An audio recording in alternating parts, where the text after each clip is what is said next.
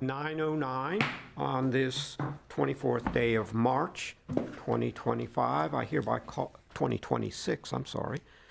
Time flies. I call to order this session of the Rental Program Special Magistrate Proceeding.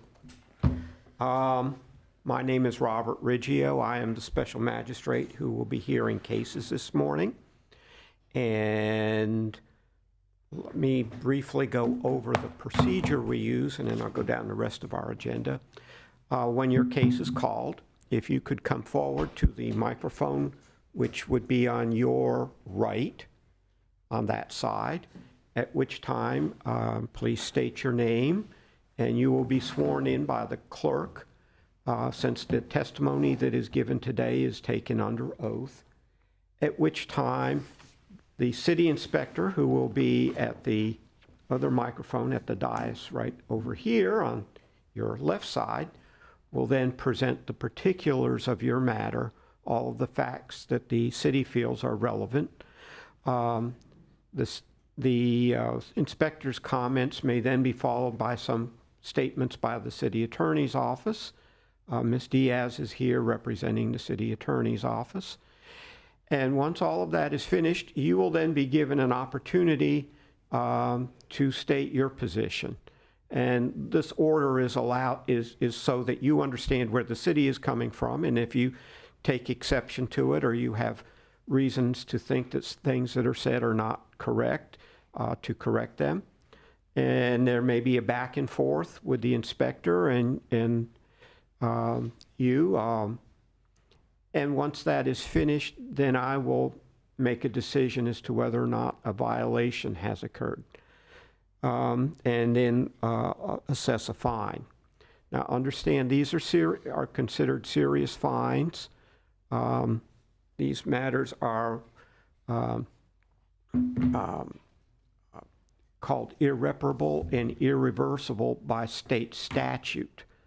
And so there is a more significant fine than in normal code enforcement proceedings, typically. Sometimes it's less, sometimes it's not, but usually there's a much higher cap on these types of proceedings than in the regular code enforcement proceedings.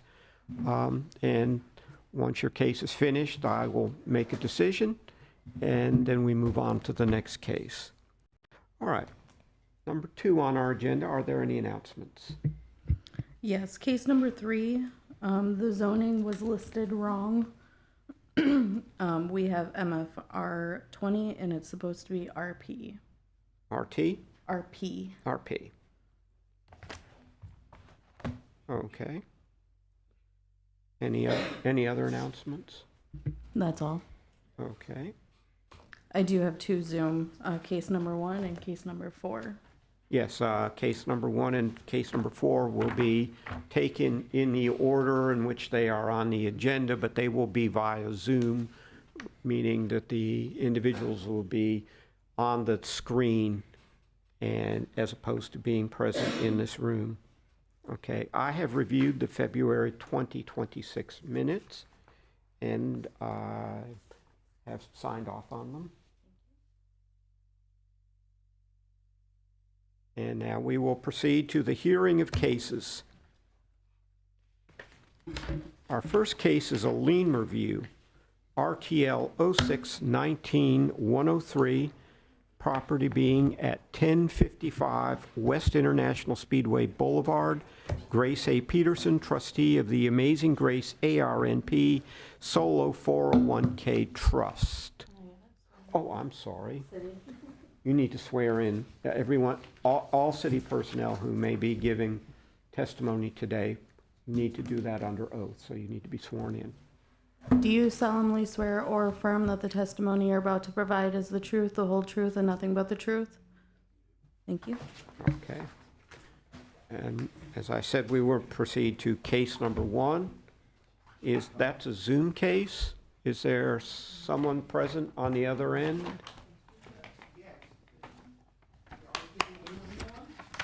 Yes.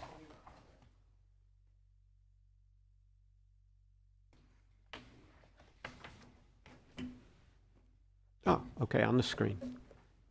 Okay. Sir, Is this lien review number 1? Lien review number 1.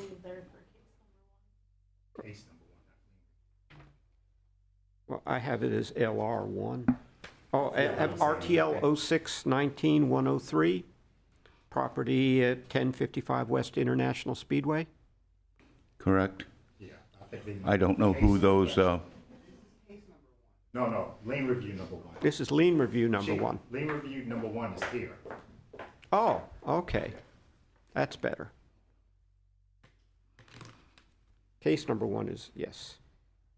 Okay. Ma'am, Please state your name for me.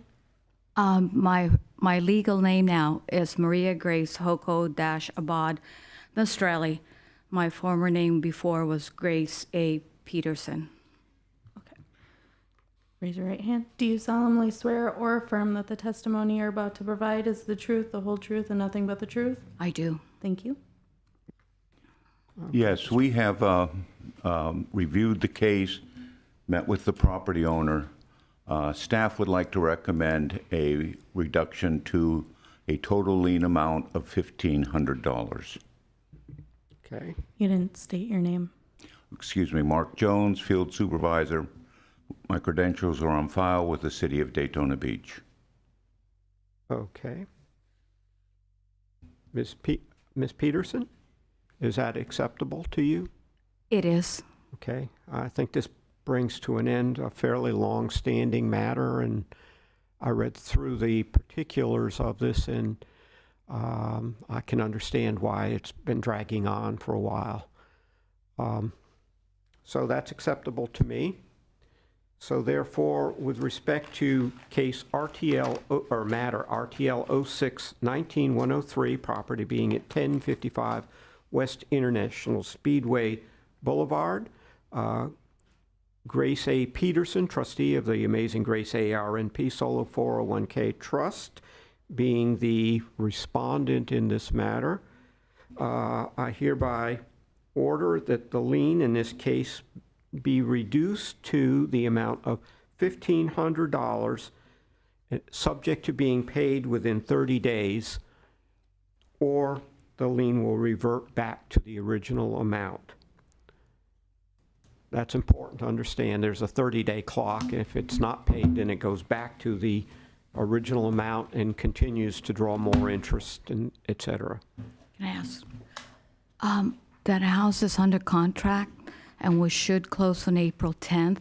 And I talked to our title agent, Ms. Trusso, and she mentioned that I could pay it then during that time, during the closing date, and hoping that it does close on April 10th. Is that okay? There's a caveat that's at the end of this, and that is if you run into any problem with that 30-day time period, please contact the city attorney's office. They can give you more time if necessary. Okay. So if you need longer time to accommodate the closing schedule. And we are aware. Pardon me? We are aware. Oh, okay. Yep. Thank you so much. You're welcome. Okay. Okay, thank you.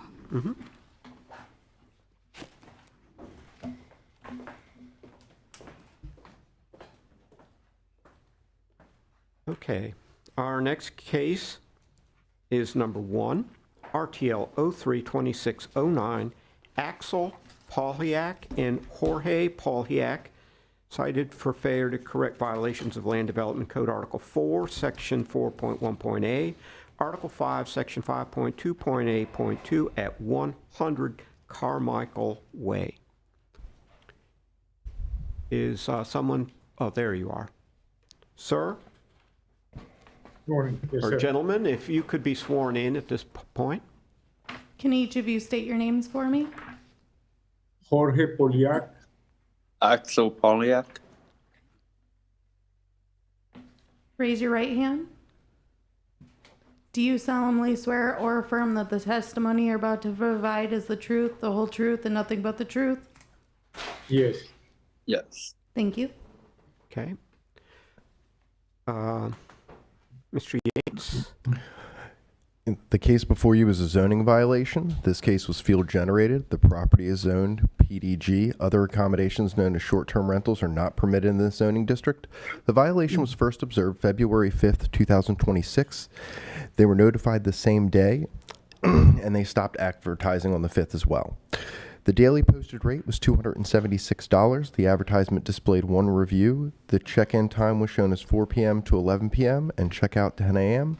These actions are irreparable and irreversible in nature, and due to the actions of the property owner, the city is requesting a one-time fine of $1,000. Okay. Does the city have anything else it wishes to present? Yes, Your Honor. I have a brief statement on the city's position. The city's position is that the beneficial gain to the property owner whose advertising conduct that is prohibited by city's code is unlawful and pursuant to Florida statute 162.06 subsection 4 is irreparable and irreversible. Daytona is a very popular destination that brings in crowds from all over the world. Renting out and advertising a space here could potentially book it for the whole year for multiple days.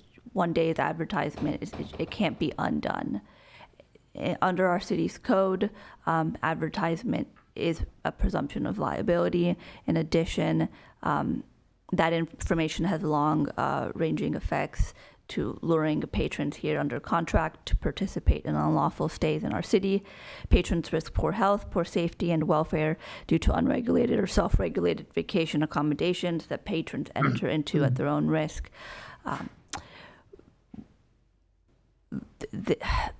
These short-term rentals are to the detriment of the patrons and definitely to the detriment of the licensed motels, hotels, and lawful vacation rentals that have gone through proper zoning regulation, proper inspection, proper licensing, proper insurance, and proper taxation by law.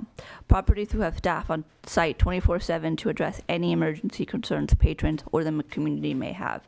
This is very important because this change in the short-term rentals happened at the request of the community to the city commission when countless events were wreaking havoc on residential neighborhoods. I don't remember which specific event it was, but there were neighborhoods getting taken over by residential guests, playing all hours of the night, bringing in crime to what once was a peaceful neighborhood.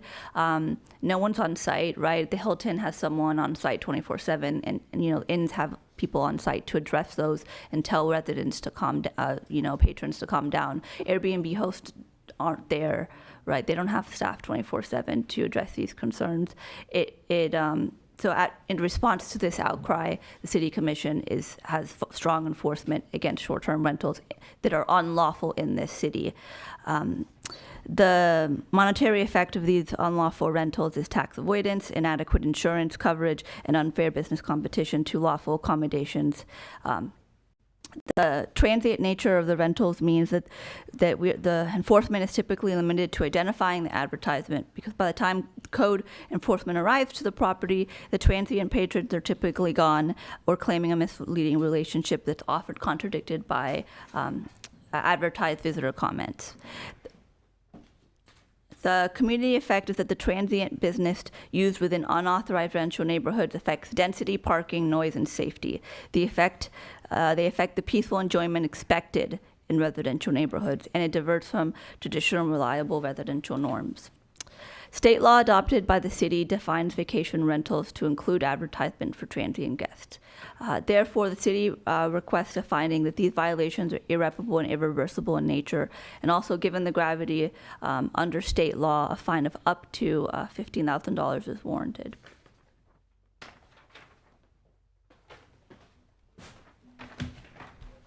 Does the city have anything further? No, Your Honor. Okay. Gentlemen, it's your turn now, if you have anything you wish to say. Yes, thank you, Your Honor. First of all, I apologize. I didn't know the rules. And the house, this apartment is both for my son, who is here also. Actually, is for him he's going to Embry-Riddle, to college there, to university, and this is where he's going to live. And this is the only intention of the property, for him to live there with his roommates and have one, investment to start life. So we started this debt and, mortgage to get this apartment. And so, but he can only move in May is when he's going to move, and Uh, because we didn't know the rules, we thought maybe we can have a little bit of help financially by doing a few rentals. But obviously, now that we learn the rules and the regulations, so we canceled completely and obey to the code. So apologies, and the listing is completely deleted at the moment. And I would like to ask for some forgiveness to see if we can hopefully lower this amount of the fine, maybe have a little bit less of a payment to make. That would be greatly appreciated. And obviously, we will be good neighbors and good citizens. Does the city have anything it wishes to say with respect to that request? I mean, we take no issue with you lowering the fine, if that's your decision. Okay, well, I'm in a, as I have said in previous times, when the city began actively pursuing these fines, I think it's now like 7 or 8 years ago. Yeah, I think so. The fines for any violation of this ordinance were set at the cap, which was $15,000. And that didn't really allow much leeway between the people who were immediately coming into compliance and those who basically thumbed their nose at this ordinance. And I've steadily reduced it to the $1,000 figure. The unfortunate thing is that this is, to some extent, for all concerned, sort of an economic issue.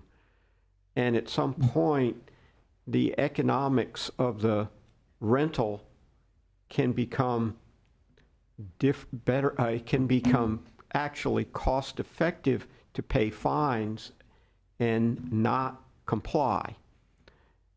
And that is the problem. And I think the $1,000 figure, unfortunately for you gentlemen, is where I am at. I feel that it is the appropriate to what should be levied under these circumstances. I mean, there may be extreme circumstances, but this is a situation where essentially you have not investigated whether or not the city allowed the particular use, because the city basically has regulations to apply to all kinds of rentals. And therefore, I don't see that you come here with completely clean hands, and I understand that you wish to comply, but I still feel that the fine is appropriate. Does the city have anything further they wish to say?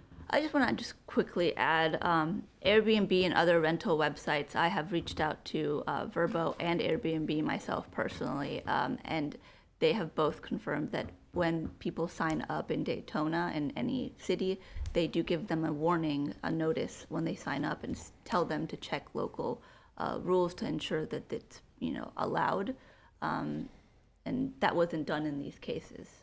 Right, I can understand that. There's also case law that provides that all citizens are on notice of the law, regardless of whether or not they actually sit down and read a code book. Otherwise, there would be chaos.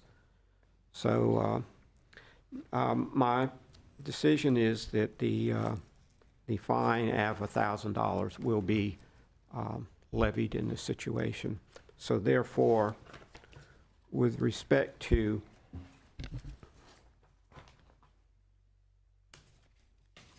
I hereby find the respondents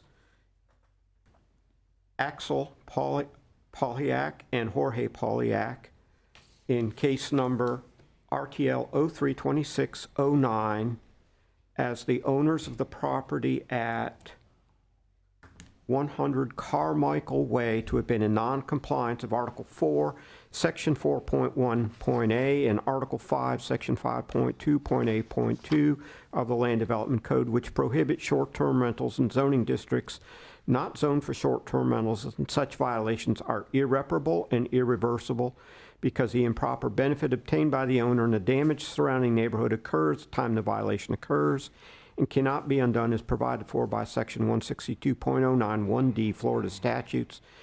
Property has subsequently been brought into compliance on February 5th, Yes, sir. Or Your Honor. 2026, and hereby order that the respondent shall pay a fine in the amount of $1,000 and not violate that section of the Land Development Code again, and that for any future repeat violation, the respondent may be placed on a subsequent agenda for a hearing before the special magistrate for consideration of a fine of up to $15,000 for each occurrence as per Chapter 162 Florida statutes. Thank you. All right, now we move on to case number 2, RTL 032610, Edwin Reyes and Luz Maria Reyes, cited for failure to correct violations of Land Development Code, Article 4, Section 4.1.a, Article 5, Section 5.2.a.2 at 111 Claire Terrace. You're over there, sir. Please state your name for me Edwin Reyes. and raise your right hand. Do you solemnly swear or affirm that the testimony you're about to provide is the truth, the whole truth, and nothing but the truth? Yes, I do. Thank you. Mr. Yates? The case before you is a zoning violation. This case was a citizen's complaint. The property is zoned MFR 20. Other accommodations known as short-term rentals are not permitted in this zoning district. The violation was first observed February 18th, 2026, and they were notified the same day. The property stopped actively advertising as of February 20th, 2026. We had guests on site claiming to be from Airbnb as late as March 19th, 2026. The daily posted rate was $145. It had 8 reviews. The property has generated 1 non-emergency police call. The check-in time was 4 p.m. The checkout time was 11 a.m. These actions are irreparable and irreversible, and due to the actions of the property owner, the city is requesting a one-time fine of $15,000. Is the property in compliance now?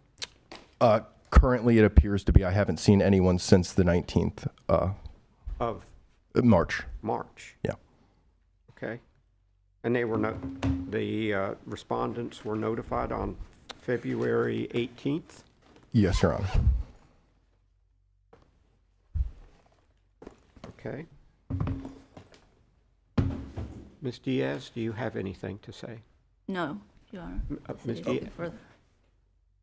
The speech. Oh, the speech. I apologize. Sorry, I'm going a bunch of things this morning. Were you present this morning when I gave my opening statements Yes. in the other case? Would you like me to reread it for your case, or do you mind if it's entered to the record by? Enter to the record, please. The city moves to enter my speech into the record regarding why these fines are irreparable and irreversible. Okay. Then please, the city's position as to these fines being and these violations being irreparable and irreversible. I would like the city's position to be made a part of the record. And sir, you have certainly opportunity to rebut that or state any objections you might have to that. I'd just like to let you know of my story. Our home was purchased maybe 2-3 months ago, maybe 4 months ago. It is where my mother's planning to retire. She lives there, works, finishing off her career, working from home. She currently, at the time the gentleman's describing, she had stepped away to South Florida. I have a 96-year-old veteran grandfather, one-legged, 96 years old, was requesting help.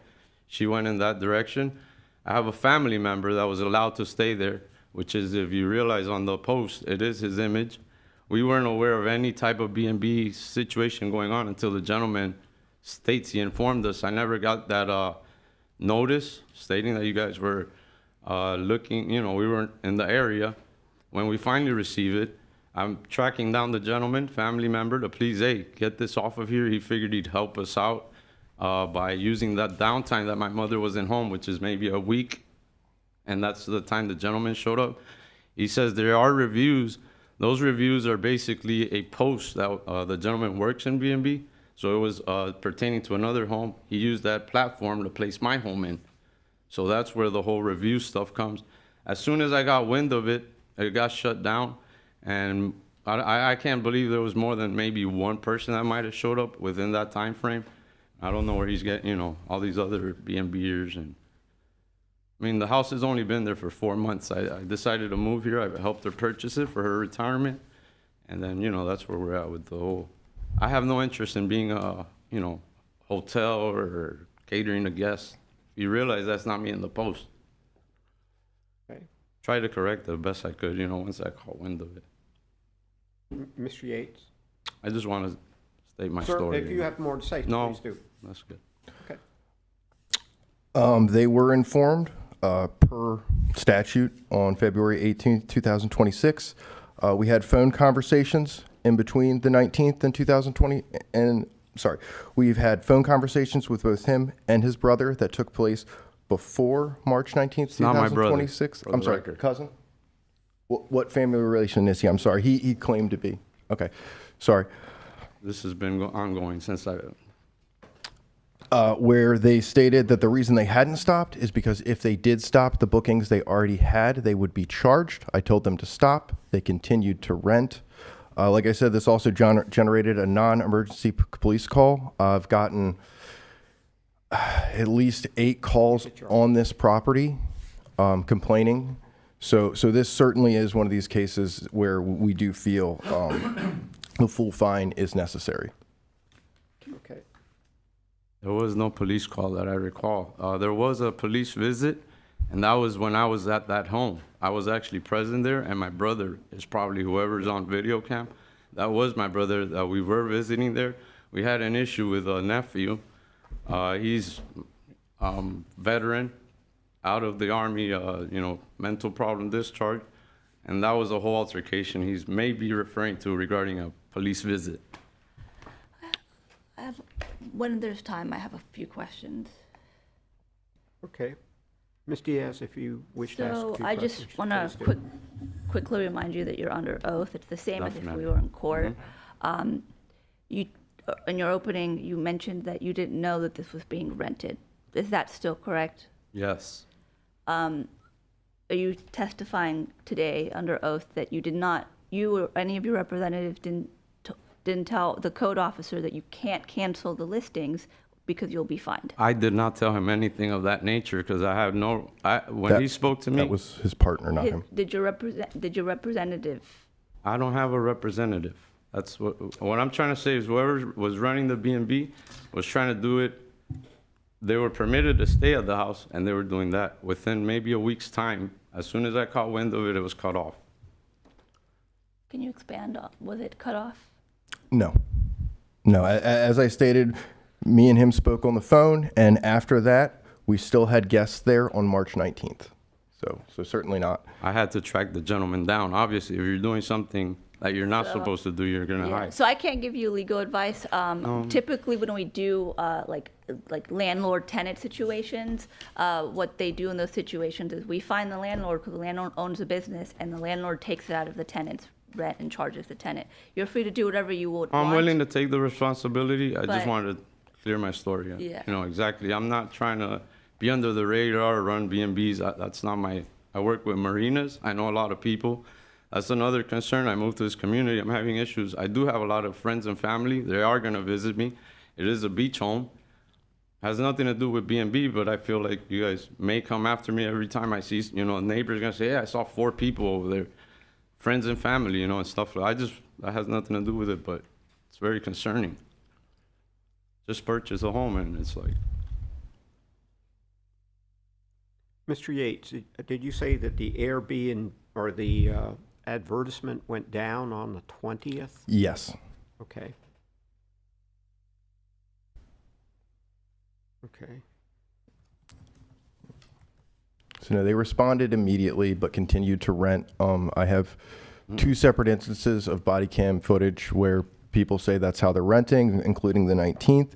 In between there were 2 other instances where the people were very evasive and claimed to be family. But you'll also see that on the 19th, the guest initially starts to claim family. And then I say, hey, listen, you're not going to get in any trouble. I just need to know what's going on. He's like, okay, it's from Airbnb. So I unfortunately also believe that he is instructing the people to say, who are staying there, to say that they are some form of family. But as I said, what we do have is we have the people saying that they were I staying have a there, list of and they people were- that have been through the home that are actually family and friends. I have friends right now there. I mean, it's very difficult. I took down the ad. It took a little bit, I do admit that. I have no control over the bookings and all that. That wasn't me. That's the gentleman you see pictured there, Ivan, which we've had a fallout. I made sure, he's no longer gonna be in the picture near the home, nothing to do with me. It took a minute to get him. He knew he was in the wrong and he wouldn't. Unfortunately, communicate. sir, the property is your responsibility. Yes, sir. And Indeed. if people are renting it out Accept that. without your knowledge, or then you are essentially at fault for not being Yes, sir. Indeed. in charge of that property and making sure that those things are going on. And having been notified on the 18th, How was I notified?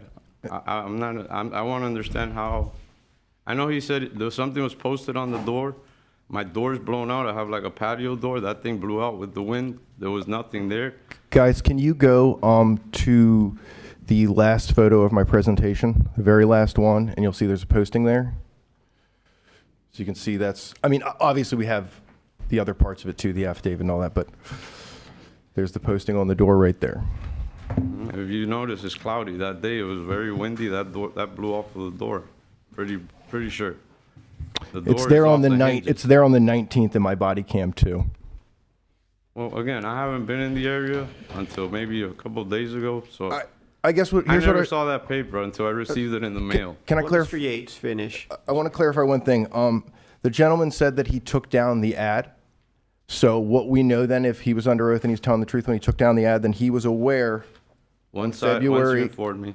on February 20th when the ad came down. Once you informed me, I pursued the gentleman to get whatever was going on to do away with it.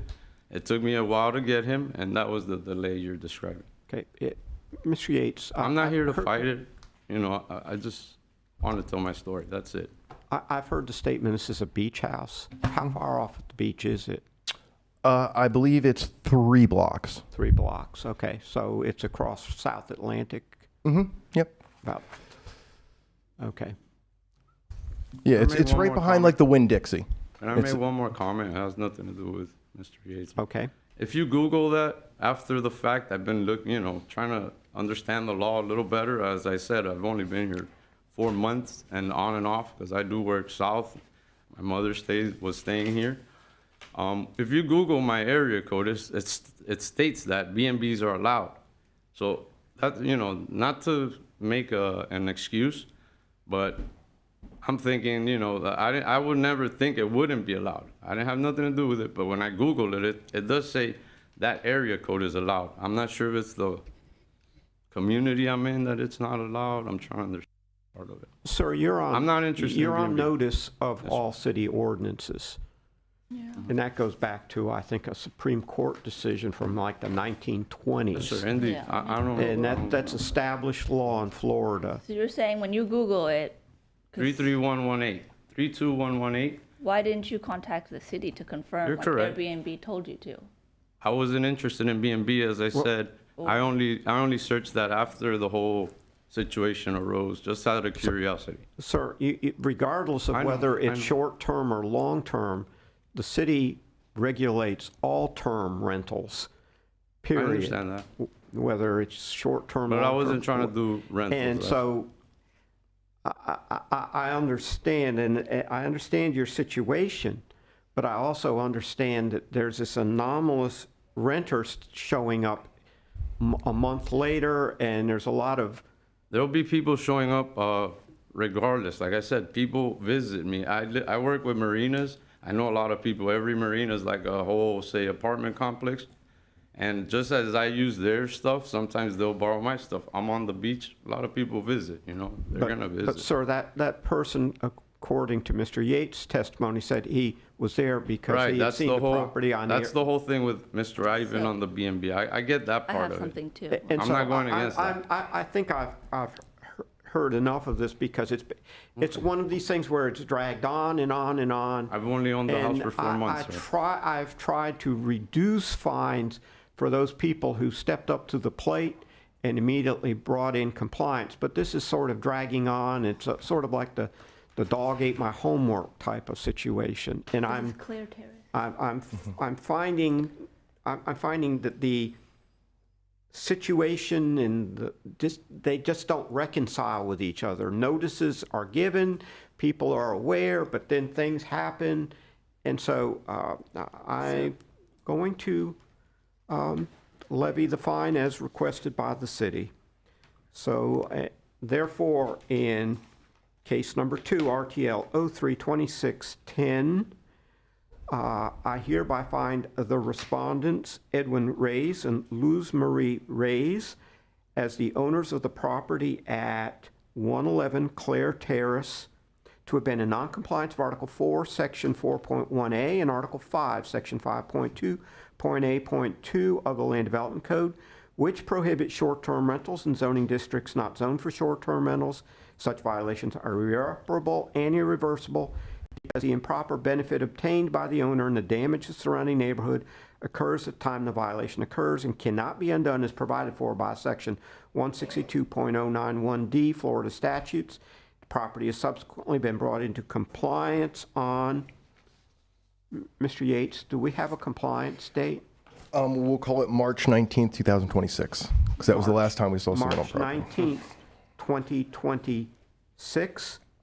And hereby order the respondent shall pay a fine in the amount of $15,000 and not violate that section of the Land Development Code again, and that for any future repeat violation, the respondent may be placed on a subsequent agenda for a hearing before the special magistrate for consideration of a fine of up to $15,000 for each occurrence as per Chapter 162 Florida statutes. Thank you.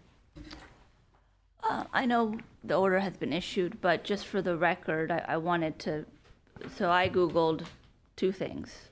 I Googled, does, and then his address, Claire, Terrace, Daytona Beach, allow short-term rentals. 2 things came up. An AI search, an AI overview that said, no, it's unlikely because Daytona Beach doesn't allow short-term rentals. Right next to it, there's a news article, there's different articles. I'm going to read the titles. One is Daytona Beach short-term rental ban upheld, and then it's a news journal article.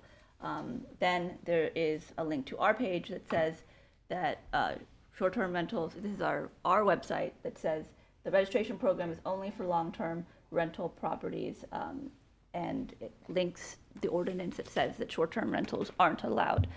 So a Google search would not have brought up anything to say that it was allowed. I searched my zip code. Okay, I'll do that right now.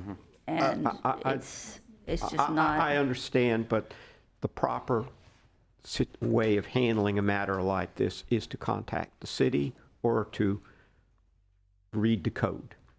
I mean, Google and all of that stuff is just sort of, as far as I'm concerned, the proper means of trying to ascertain what is permissible in a community is based on its codes, not on what Google may say or not say.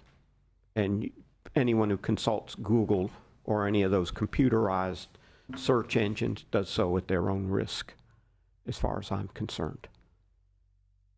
Thank you. Case number 3, RTL 032611, Floridian Residential Holdings LLC, cited for failure to correct violations of Land Development Code, Article 4, Section 4.1.A, Article 5, Section 5.2.A.2 at 219 Oak Ridge Boulevard. If you could state your name and be sworn in by the clerk, please. Craig Vacan. You said Greg, Craig, C-R-A-I-G. and what was your last name? Fagan, F-E-I-G-I-N.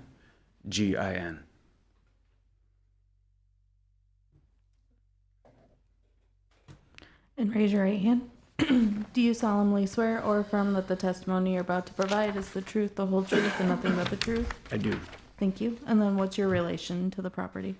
I own the property. I live there with my fiance. Okay. So are you owner of the LLC? The LLC, exactly. Okay.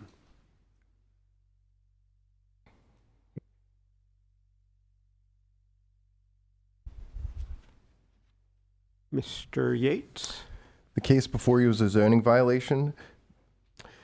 This case was field generated. The property is zoned RP. Other accommodations known as short-term rentals are not permitted in the zoning district. The violation was first observed February 26, 2026. They were notified the same day. The property stopped actively advertising by February 27, 2026. The daily posted rate was $275. The advertisement displayed one review. The check-in time was shown as 2 p.m. to 2 a.m., the checkout time 11 a.m. These actions are irreparable and irreversible, and due to the actions of property owner requesting a one-time fine of $1,000. Okay. City have anything further it wishes to add? Were you present when I gave my speech at the very first case regarding, would you like me to read it again, or do you mind if they just read it into the record? It's fine. Okay. The city motions that the city's position on why these fines are irreparable and irreversible be included into the record, published into the The record. motion's granted. Thank you. City has Okay. Anything further, Mr. Yates? Nothing else, Your Honor. Mr. Fagan? Well, this is embarrassing to me, the whole thing. We live there. It's a duplex. So my thought was, on the weekends, kind of a thing, I can go downstairs with my fiance if my kids aren't there and bring in a little extra money, but boy, was that not worth it. So I apologize. Even a $15,000, I would not survive that. So this is not something that's going to happen again. I took it down. I did call Mr. Yates. I was trying to bring in papers that, I canceled a bunch of reservations. Someone actually showed up, and I had a whole argument with them anyway because it was canceled. So I enforced it, as soon as I was notified. And I have that, to send to an email or whatever. And I have the security camera on my front door, anything to show I was on top of that because I just do not want problems. So I apologize. And even the $1,000 fine right now is, things are tight. And he absolutely was immediately responsive and took everything down.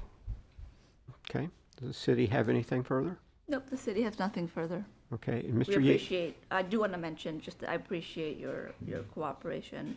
Not meant to be punitive, it's just meant to be fair across the board, so thank you.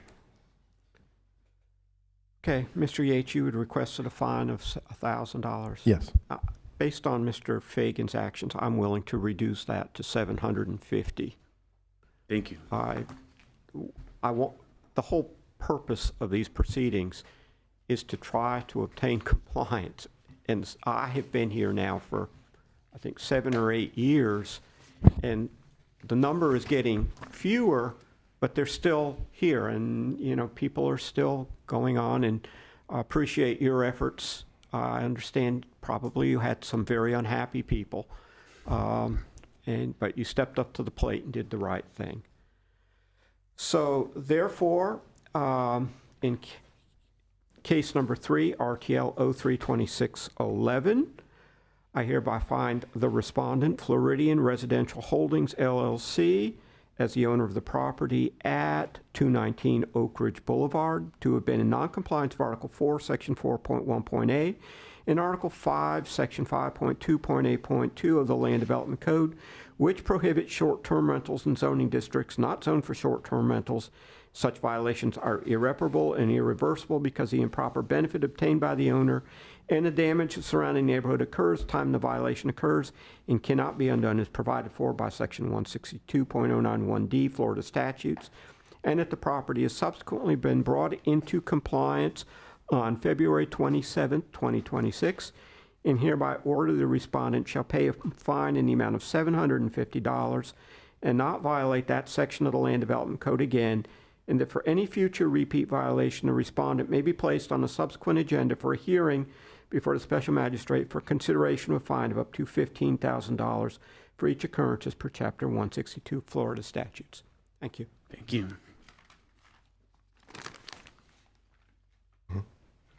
Okay, next is a Zoom case. Case number 4, RTL 032612, ARG Investment LLC, cited for failure to correct violations of Land Development Code Article 4, Section 4.1.a, Article 5, Section 5.2.8.2 at 437 Warner Place.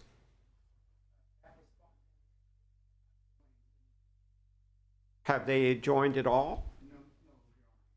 All right, well, we are getting close to the end. What I'm going to do is I am going to continue that case to the end of this agenda, which would be after the next case that we're going to do. And if they haven't joined by then unfortunately, have they been properly notified of today's hearing? I have a certificate of, that it was sent via certified mail. So it looks like it met the legal requirements for service. Okay, I usually like the clerk to say that because my apologies. attorney's testimony is not worth a whole lot. It's not. Have Yes, I have them right here. Okay. Stating that they were signed for. Okay, thank you. You can argue things, but No. And we've also had communication, so I fully expected him to be on Zoom. Okay. All right, well, we will give them one more chance. I'm going to move on to case number 5, and then I will go back to case number 4, and hopefully they will be able to join us by then. Case number 5, RTL 032613, Magali O'Reilly, trustee in O'Reilly Family Living Revocable Living Trust, is cited for failure to correct violations of Land Development Code, Article 4, Section 4.1.a, Article 5, Section 5.2.a.2 at 416 North Oleander Avenue. Gentlemen, you will need to be sworn and state your name. Please state your names for me. Inaldo Riley. If you could state your name, Inaldo Riley. Mr. O'Reilly, okay? You said Robert Crane? Yes, ma'am. Okay.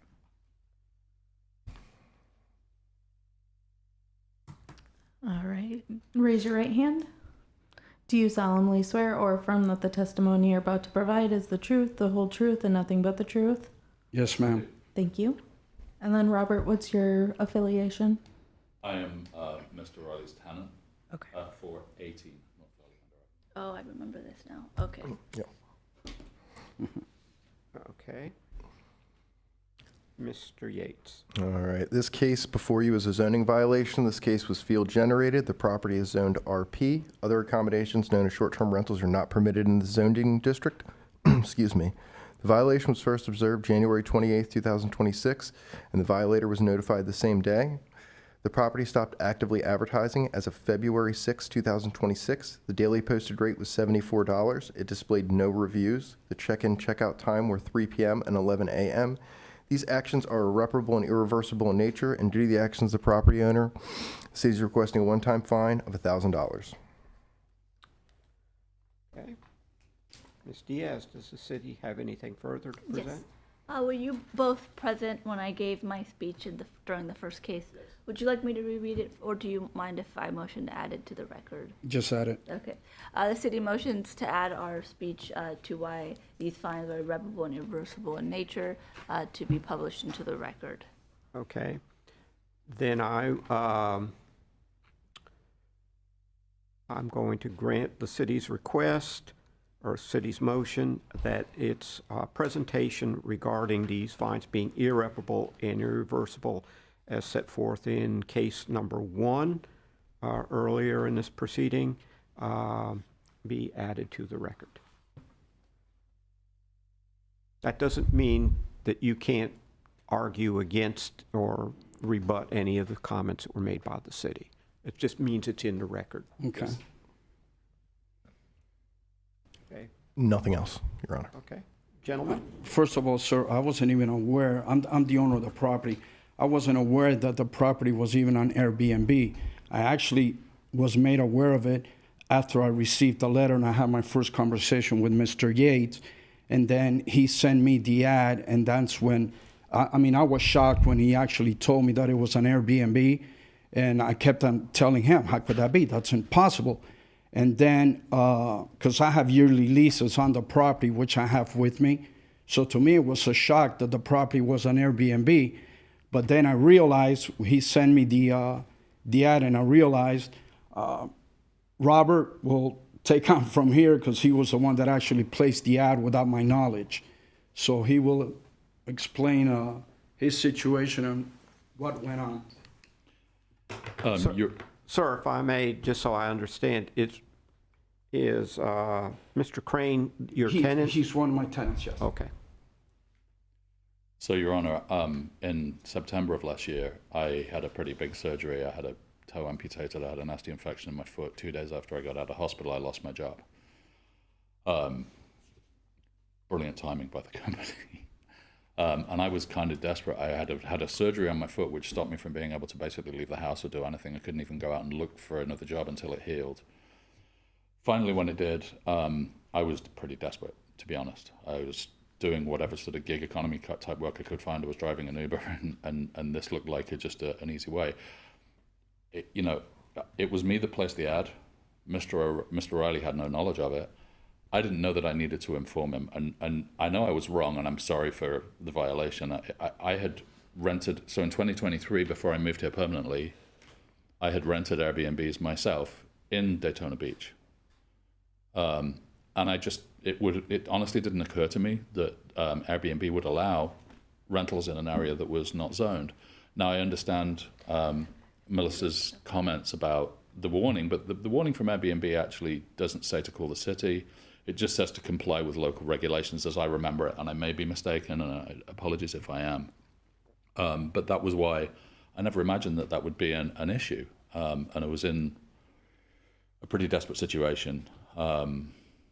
I really don't think Mr. Riley's in any way at fault. I know technically, like you said to the last guy, he is, but it was on me, and as soon as I was informed this wasn't allowed, I took the ad down. I was on the phone with the officer here, who was very helpful actually, and took time to explain the reasons behind that, but which I was completely unaware of previously, and I was in pretty dire straits. Yeah. So, I'm sorry. I could have actually been informed earlier because there was a little misunderstanding about which property on the same lot this was applying to. And that was why when we came here last month, we had to sort of continue, or whatever the word was you said. So, based on, and Ms. Diaz comments that when it's a landlord that this happens to, it's going to get passed on to the tenant. I have volunteered previously, regardless of any of that, and to say to Michael that this is my fault and not his, and so I'll take responsibility for whatever. I only started a new job a month ago. I'm struggling. Any leniency you can give us would be massively appreciated, but I do acknowledge I'm sorry, Your Honor. It was a mistake. It was a mistake on my part, which I'm responsible for. The ad's been taken down. I did cancel some reservations that had been made. When I first posted the ad, I didn't even think to go and look which one was Bike Week or which one was this week. So it was advertised for the same amount for Bike Week, which no Airbnb would do. And so, look, I apologize. I acknowledge the error. I don't want to take up too much of your time. Hopefully I've explained the situation, and I would ask for as small as you can possibly make the fine, because it's going to be passed on to me, and I'm still trying to get back on my feet after having a surgery and losing my job. But I'll respect your decision. I'll say that they were cooperative, and that the story they've told has been consistent among the two of them, that the minute that the landlord was unaware and that he made his landlord aware immediately that, yes, I did do this. I also want to note, I don't know if you were paying attention, it might have been said in one of the other cases, if the magistrate gives you a fine, you can reach out to the secretary, it's you, right? And talk about payment timelines. I personally don't object to any cooperation on that, but for the timeline situation. Okay. I don't want to speak for staff, though. No objection. But yes, once the order is sent out, because after the meeting, I send out an order. Either one of you can just contact me, and we can figure something out. Okay, thank you. Appreciate that. Does the city have any further recommendations or? We certainly have no objection to lowering it in this case. But Okay. Is there any suggestion as to what? We'll leave it to your discretion. Okay. I will point out, I had friends in Mexico, and if you are advertising in Airbnb or VRBO without paying the Mexican government their fee, you go to jail. Oh, wow. So we're actually much more lenient up here than, My understanding, Your Honor, is that though, see, I didn't realize that it was owned against an Airbnb. And so Airbnb does take the Florida tax, whatever the tourist tax that they have to pay. That was always going to be a part of the equation, but I understand that's no mitigation, and I apologize. okay. All right. These are somewhat unique circumstances here. And I understand, Mr. Crane, and you stepped up right to the plate and did the right thing and informed your owner of the property. And in this situation, under these somewhat unique circumstances, I'm willing to reduce the amount of the fine, and I'm going to reduce it to $500. Normally, it's $1,000, and on this situation, does the city have any objection to that? no. No, Your Honor.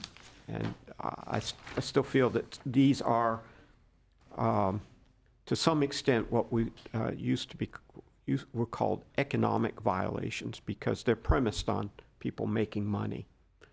And so the only remedy, or the best remedy, is an assessment of money, which kind of counteracts the making of money. So I'm reducing it from the 1,000, cutting it in half.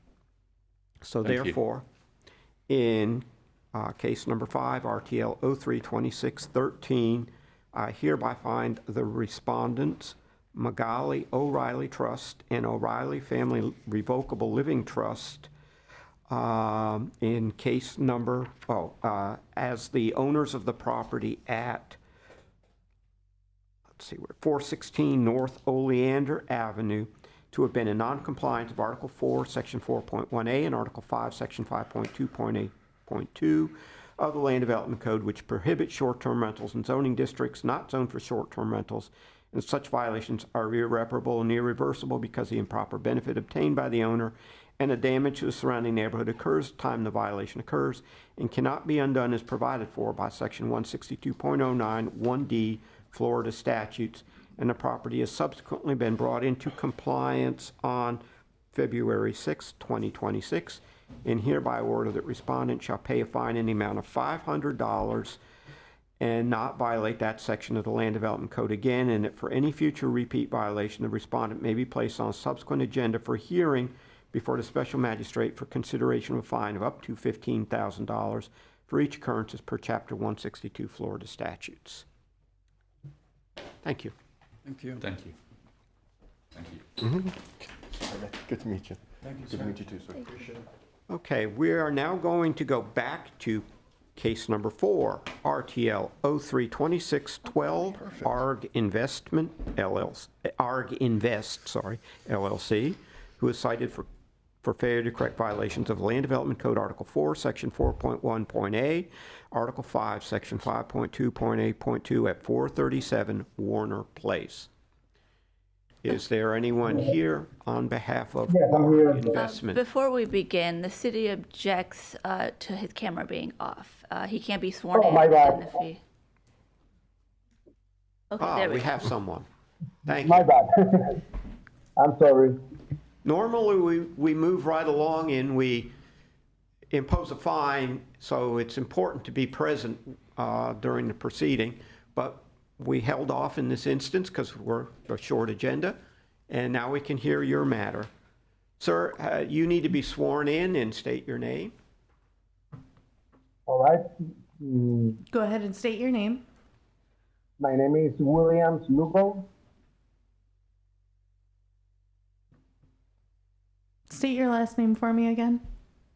Well, my full name is Williams Eduardo Lugo Perez. Okay.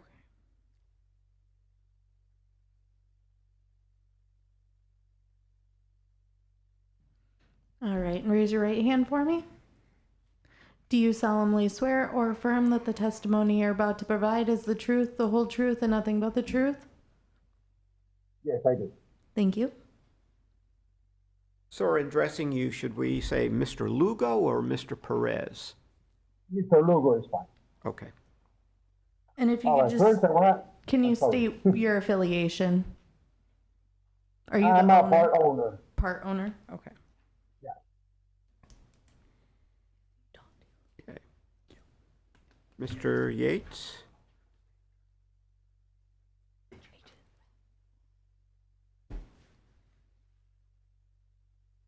Yates?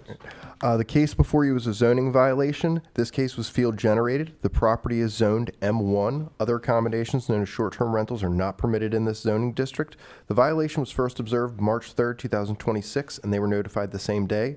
The property stopped actively advertising as of March 5th, 2026. The daily posted rate was $205. It had no reviews. The check-in time was 3 p.m., the checkout time noon. These actions are irreparable and irreversible in nature, and due to the actions of the property owner, the city is requesting a one-time fine of $1,000. Sir, you were not. You were not present. You weren't present via Zoom at the beginning of this hearing, were you? When I gave my speech? No. No. Okay. Ms. Diaz, are you going to present the city's position on irreparable and irreversible? Okay. Before I begin, let me confirm one fact with my staff.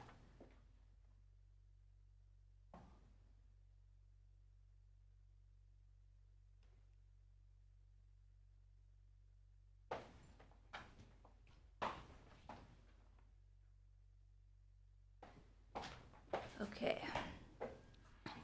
So the city's position is that the beneficial gain to the property owner whose advertising conduct that is prohibited by city's code is unlawful and pursuant to Florida statute 162.06 subsection 4 is irreparable and irreversible. Daytona Beach is a very popular destination that lures in patrons from all over the world. People Google Daytona Beach, especially during these special events. One single day of advertisement could potentially book property for weeks and months, maybe the whole year, given how much of a destination we are. Under our city's code, because of that, advertising in and of itself imposes liability on the advertiser. These advertised rentals lure patrons into under contract to participate in unlawful stays in our city that risk the patrons' poor health, poor safety, and welfare due to the unregulated or self-regulated vacation accommodations that patrons enter into at their own risk. This is to the detriment of the patrons and also to the detriment of the licensed hotels, motels, and lawful vacation rentals that have gone through proper zoning, proper inspection, proper licensing, and proper insurance and proper taxation required by law. Properties who have staff on site 24/7 to address any emergency concerns that the patrons or the community may have. And this is a very important aspect because this is why we're here today, because the community and the business community, both residential and business community, reached out to the commission and there was an outcry about these short-term rentals wreaking havoc on residential neighborhoods. Can't recall a specific event, but there were neighborhoods that were once peaceful and quiet neighborhoods being taken over by short-term rentals, playing all hours of the night, bringing in crime to the neighborhood, engaging in this activity in front lawns, right, at all hours of the night. And there's not staff on site at these Airbnbs to quiet and address this behavior, right? The Hilton, the Inns, all of them have staff on site that when a guest is being unruly, they shut it down. This doesn't happen with Airbnbs, with Vrbo, with short-term rentals, right? Hosts aren't on site typically, and if they are, they don't have the capabilities to shut them down. Law enforcement has to be called, right? So the community did an outcry and requested that this behavior stop. And this is why we're here today, to uniformly and fairly across the board enforce this to all short-term rentals who are in violation of the law. The transient nature of these rentals limits the means of enforcement, typically to identifying the advertisement, because by the time code enforcement arrives to the property, the transient patrons are typically gone or claiming a misleading relationship that are often contradicted by advertised visitor comments. The community effect is that this transient business used within unauthorized residential neighborhoods affects density, parking, noise, and safety. They affect the peaceful enjoyment expected in residential neighborhoods, and it diverts from traditional and reliable residential norms. State law adopted by the city defines vacation rentals to include advertisement. As previously mentioned, that imposes liability. That in and of itself, we don't need to prove anything else, just that the property was advertised. Therefore, the city requests a finding that these fines are irreparable and irreversible. We can't go back and undo what happened. Also, given the gravity of the violation, a fine of up to $15,000 is warranted under Florida statute. Thank you. The city has nothing further. Mr. Lugo, it's your turn. Yes. All right. First, I started the company and purchased the property. My intention was to fulfill all the business requirements. I did register the company under the state of Florida, and the state of Florida gave me a call regarding my business activity. This was regarding the payment of taxes. Once I explained that I was planning to do short-term rentals and that Airbnb was going to collect all the taxes because I did this in another property in Orlando, it's still advertised, but I have had no issues because there was no zoning violation. The state official told me since I was not going to do a hotel business and Airbnb was going to collect all the fees and pass it on to the state, I was no longer required to have special business for this. Also, at the time, I didn't know that there was very special zoning requirement for the city of Daytona which Mr. Gates really clearly explained to me, and he helped me figure out what was the zoning map. Once I realized that, I took the advertisement immediately. I only had one tenant. It was 2 days. The stability was they went in on the second or well, it was a very short period of time, and the advertisement came down on the very same day, and the property was no longer rented, and all the reservations were canceled. Sorry. Also, I wanted to apologize for arriving late at the meeting.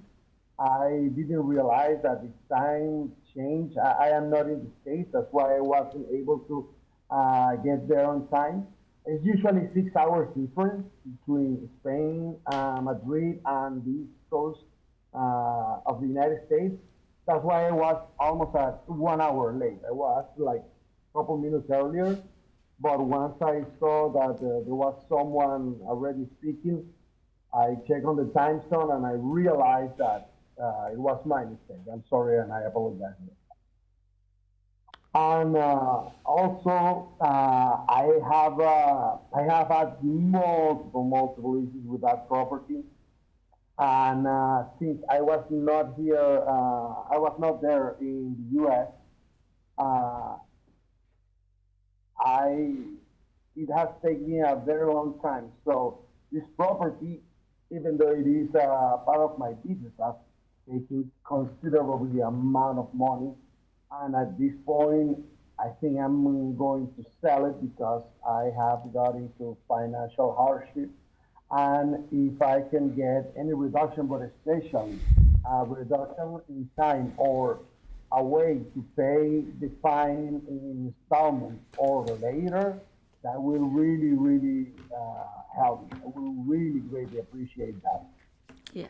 So if I may, again, I don't want to speak for the secretary, but if you reach out, if a fine is levied today, you can reach out and ask for more time to pay that fine. I can't speak as to whether it's going to happen, but it's something that you can request to the secretary. Before, though, I want to make a couple responses to a couple things that you said. What is it that you do for work? Are you a real estate agent in the Daytona Beach area? Yeah, I am a real estate agent in the Orlando area and a mortgage broker. I mainly do mortgages, Okay. but due to family you- situations, I have to be here in Spain. Do you do Taking care. real estate in Daytona Beach?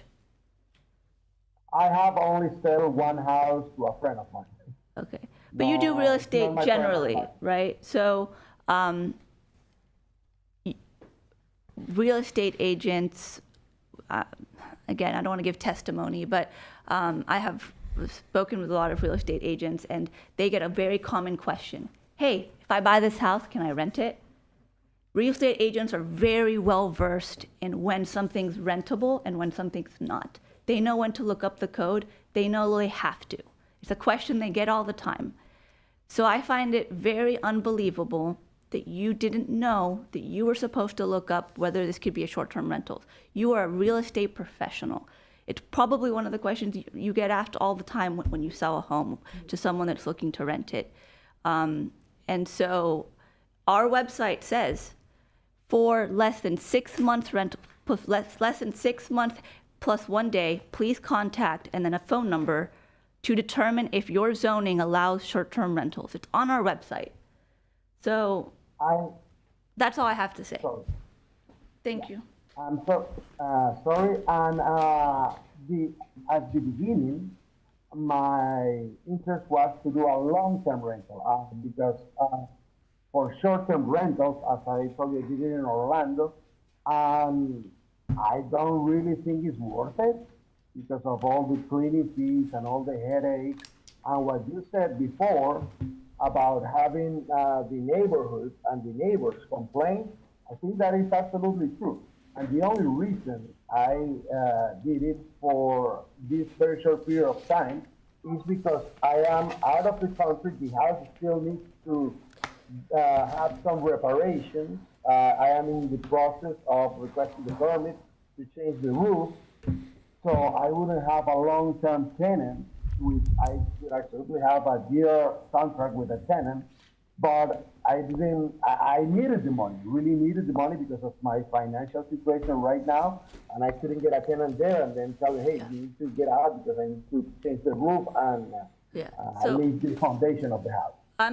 We're sympathetic to that you needed the money, but this is not a situation like the other cases where they were lay people and didn't know any better. You are a real estate professional. You knew that it wasn't allowed and you took a risk to rent it. And that's why we're asking for a $1,000 fine with no reduction. Okay. Yeah, sorry. If I knew, I wouldn't have made it. Sir, a couple of things. First of all, it's my understanding that the short-term rental prohibition in these areas goes back to the old code for the city. This has been something that's been in place for a very long time. There's different wording now and different arrangements, but it's the same prohibition. And secondly, the need for money, I can certainly understand, and I have seen this in the terms of environmental issues where there are things called environmental crimes, where people didn't have the money to perhaps dispose of a 50-gallon barrel of oil, so they took it out in the woods and dumped it. That doesn't make it right. It doesn't make it acceptable. And it's the same, I see it very similar to this type of situation. Fact is, there was a nice write-up on that by the Federal Department of Justice on what's appropriate in those situations. And the appropriate thing is that since these are basically money-oriented, that a fine is the proper solution for trying to bring these types of violations to a close. So therefore, I understand your situation, but I don't necessarily feel any compassion in this regard, especially since you have stated you are a real estate professional and you should know better. So I'm going to impose the $1,000 fine as requested by the city. So therefore, in case number 4, RTL 032612, I hereby find the respondent, ARG Investment LLC, as the owner of the property at 437 Warner Place to have been in non-compliance of Article 4, Section 4.1.a and Article 5, Section 5.2.8.2 of the Land Development Code, which prohibits short-term rentals in zoning districts not zoned for short-term rentals, and that such violations are irreparable and irreversible because the improper benefit obtained by the owner and the damage to the surrounding neighborhood occurs at the time that the violation occurs and cannot be undone as provided for by Section 162.091D Florida statutes. The property has subsequently been brought into compliance on March 5th, 2026, and hereby order the respondent shall pay a fine in the amount of $1,000 and not violate that section of the Land Development Code again, and that for any future repeat violation, the respondent may be placed on a subsequent agenda for hearing before the special magistrate for consideration of a fine of up to $15,000 for each occurrence as per Chapter 162 Florida statutes. Thank you. Thank you. Sorry. Okay. Did you have something else to say? Yes, 2 things. You told me that I have some place to go to request the delay of the payment. That would be contacting me. I'll be sending out an order. Since Okay. you're out of the country, is it better if I email you the order? Yes. Okay. Well, you can email me or call me. Okay. And then you can reach out to me. We can discuss All right. a time. Okay? All right. That's great. Thank you so much. You're welcome. Bye-bye. All right. Next item on the agenda is miscellaneous business. Is there any miscellaneous business? There's no miscellaneous business. Okay, and then the final item, it being 10:25, I hereby call this proceeding to be adjourned.